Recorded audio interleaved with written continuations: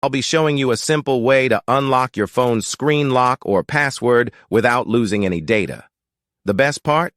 It's free and easy, even if you're not a tech expert.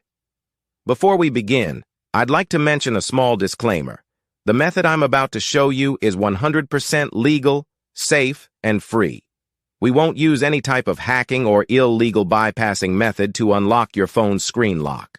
Moreover, the phone will not suffer any harm or damage in any way. With that said, let's start. You can unlock your phone's screen lock or password using a special code. Here's how it works. First, tap on Emergency Call, then enter the code.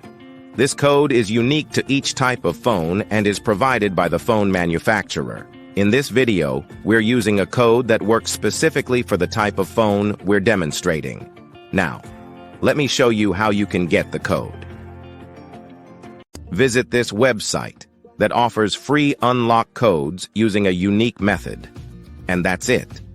Now you can unlock your phone without losing any data. Until next time, take care, and I'll see you in the next video. Bye for now.